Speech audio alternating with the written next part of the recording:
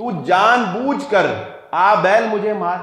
یعنی تجھے یہ فکر کھائی جاتی تھی کہ میرے بعد میرے بیٹوں کا کیا بنے گا، بیٹیاں کسی اور گھر میں جائیداد نہ لے جائیں، اس فکر سے تو نے اپنی قبر کو آگ سے بھر لیا۔ کتنے ہی ایسے لوگ ہیں جو اس وجہ سے صرف اپنے آپ کو گناہ میں مبتلا کرتے ہیں اور اپنے کندھوں کے اوپر بھار لیتے ہیں، جبکہ یہ ایک ایسا معاملہ ہے کہ اگر انسان اس کو اللہ پہ چھوڑ دے تو وہ بڑی آسانی سے سرخرو ہو کے اس دنیا سے جا سکتا ہے۔ ہاں شریعت نے اس کو 1/3 کی اجازت دی ہے، 1/3 کی اجازت دی ہے، وہ اپنی مرضی کے ساتھ جو 1/3 وصیت کی اس کو اجازت دی ہے وہ اس میں وصیت کر کے تصرف کر سکتا ہے۔ سلف صالحین کے ہاں ایک روایت بڑی مشہور تھی، ایک بات بڑی مشہور تھی، وہ کہا کرتے تھے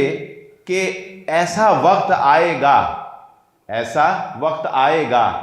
جب انسان اپنے بیوی بچوں کے ہاتھوں پھنس جائے گا، اپنے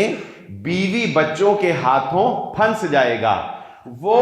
اس کو غربت کا طعنہ دیں گے اور اس سے وہ مطالبے کریں گے جو وہ پورے نہیں کر سکتا ہوگا، پھر انسان ان کے مطالبات کو پورا کرنے کے لیے اپنا دین بگاڑ کر حلال و حرام کی تمیز چھوڑ دے گا اور اپنی آخرت برباد کر لے گا۔ تو آج بہت سے لوگ اس گناہ کے اندر مبتلا نظر آتے ہیں کہ اگر بات صرف ان کی ذات تک ہو تو شاید کہ وہ ایک پرسکون اور سادہ زندگی گزارنے پر آمادہ ہو جائیں، لیکن اپنے بیوی بچوں کے نخروں کے آگے مجبور ہو کر انسان حرام رزق کی طرف ہاتھ بڑھا لیتا ہے، اور یہ اس کے کمزور ایمان کی بھی نشانی ہے، اور یہاں تک ان کے مطالبات پہنچنے میں بھی اس کی تربیت کا ہی فقدان ہوتا ہے۔ یہ بات بھی ذہن نشین رکھیں۔